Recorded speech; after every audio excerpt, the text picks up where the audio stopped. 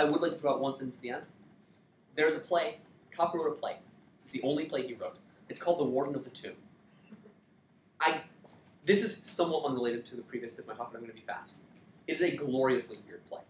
The closest I can come to describing it is, what if Hamlet's father, as a ghost, had never actually managed to get to Hamlet? It's sort of the subjunctive version of Hamlet. It's a very strange play. It's quite long. There's quite a lot of material in it. There's a lot of literary references. It's very good, and it's the only play Kafka wrote. Naturally, there should be lots of writings about it, right? People should have written about this play. A fair assumption?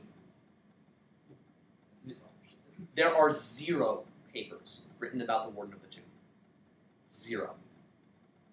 So, I wish there were more people here who were for me to give this challenge to, but write the first literary paper on Warden of the Tomb. There's work to be done. Is it ever performed? Not that I know of. It was performed, I think, once in Czechoslovakia, but I'm not certain of that. It's almost never performed nowadays. I'm actually going to try and get Katie to. Yeah, I'm gonna try and get Katie. I'm gonna try and convince Katie to perform it. It's very hard to perform. First of all, it's very short. The entire play lasts, if performed all in one go, it would last maybe 12 minutes or so. And also, it's very weird. But that shouldn't stop UT. So, if you found any of the Kafka that I read at all interesting and beautiful, and if you bought any of the stuff that I said, there's a lot of work to be done here. Literary theory is one of those subjects that, if it's good, is brilliant.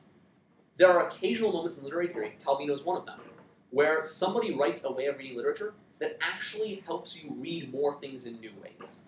That after you read this, the way you read texts is made broader, and you enjoy reading more. Or at least in more ways. And then there is the massive pile of dreck that is most of literary theory. There is serious literary theory to be done with Kafka. It can disagree with me completely, but there is stuff to be done. And there is very little out there that is actually good. And so, given that you are all smart University of Chicago students, you should write it. I've already started writing one on Warden of the Tomb, but I don't know my literary theory.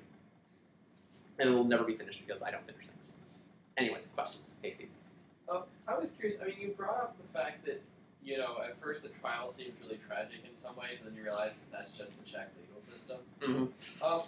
Is it possible that we as Americans, or mostly Americans, have trouble understanding, like for example, the first thing I thought when you talked about the imperial message was, oh, he's obviously talking about the Czech bureaucracy. Which he is, among right, other things. because, like, if you've ever talked to someone from the Czech Republic, which presumably you have at one point or another, like, or if you read the diaries of Orion's friend about his time in the Czech Republic,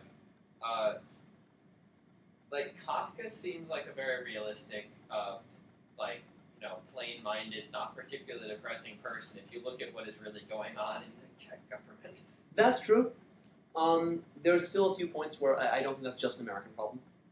First of all, historically, even Czech critics thought Kafka was deeply depressing.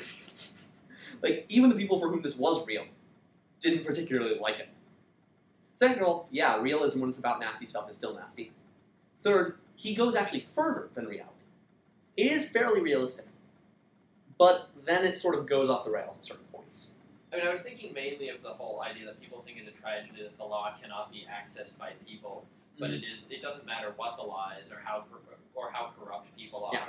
It just matters that we can actually find the law. It just reminds me of a lot of things people from the Czech Republic have said about the modern Czech government. And in Kafka's diaries, he actually makes that connection. Not perfectly explicitly, because the way he writes is sort of like this. But it's in there. Yeah, the over deck. But it's in there.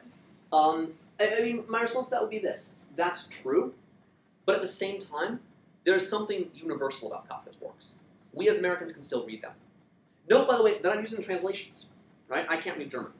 At some level, this is a talk about the Muir translations. That's the last name of the people who translated most of these stories.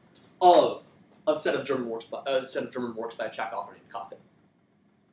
So, I mean, that's true, but it doesn't explain why we still find them compelling.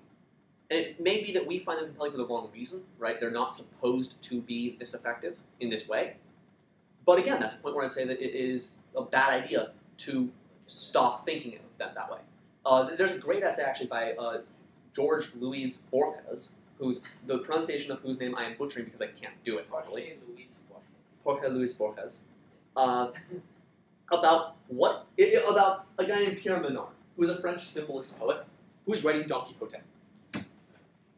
Don Quixote has already been written by Cervantes. Pierre Menard wants to write it himself. He doesn't want to just copy it out by hand. He wants to get himself into the frame of mind where he will spontaneously write a story that happens to have the same words in the same order as Don Quixote. Borges views this favorably. Don Quixote is so much more interesting when it's written by a French symbolist poet. Certain scenes in the original are sort of blasé and not interesting, suddenly become deeply ironic commentaries on the French legal system. Despite the humor, there's a lot going on here. We have some degree of freedom to sort of move the context of a work around. And obviously Borges is describing a case where arguably it's taken too far, right? That's just kind of insane. But if that's how you really read it, if you read Don Quixote with the belief that it was written by a French symbolist poet, and that informed how you read it, you may not be reading the text correctly, but whatever that means, but you're reading something. You are having an emotional experience with a text. You're having a very interesting one, actually. That arguably needs a different text. There's good questions how much the context that you ascribe to a text determines what it is. But it's still worthwhile. And so yes, you're absolutely right. A lot of Kafka is meant to be realistic, and a lot of him is sort of extrapolating emotions from real events. That said, that's maybe not the most important thing to grab. Although Kafka certainly thought it was. I think Kafka's wrong. I find Kafka deeply, deeply cheerful. I read him on rainy nights. Oh yeah. I mean, I actually started reading Kafka when I was 8. I was pestering my dad about not giving me good books to read. And so to make my life interesting, he gave me Kafka. He gave me the 2 stories Before the Law and The Imperial Message. I really liked them. And that explains why I'm the way I am. Yeah, Andre? So far, has it been traditional to consider his work's tragedy, and if not, what do you think is the reason? Oh, sure. So, okay. One reason that they haven't really been considered tragedy, and they haven't, or at least not tragedy in sort of the classical Greek sense, is because Kafka wrote a lot about his own work, really quite prolifically, often in the category of TMI. When I was older, like 15 or so, I discovered Kafka's diaries. And I was like, whoa, cool, I get to read what Kafka thinks about his own work. A lot of Kafka's work is either an allegory for sex, or him being angry at his father for being either neglectful or abusive or not Jewish enough. Yeah. Kafka gives commentators a lot to go on. A lot of them are neo-Freudians. Yeah. It's a little unpleasant. There's a lot of Kafka literature that interprets all of Kafka as a sexual metaphor. My personal least favorite moment of this is the story The Judgment that I mentioned contains, as its last line, the word traffic, or as one of the words in its last line, the word traffic. The German word for traffic also has sexual connotations. Normally, my response to seeing this as a footnote to a Kafka story would be, that was all you could think of as a footnote? Because that's the only footnote to the entire story in this volume. That's the only comment you had to make about this entire story. You need a new job. Unfortunately, then I found Kafka's diaries, where Kafka describes the entire process of writing The Judgment as one huge ejaculation. So, it actually is a fairly accurate description of what Kafka was thinking. So there's that, right? If you care about what the author was writing, then it probably isn't as I described it. It's not even close. Second,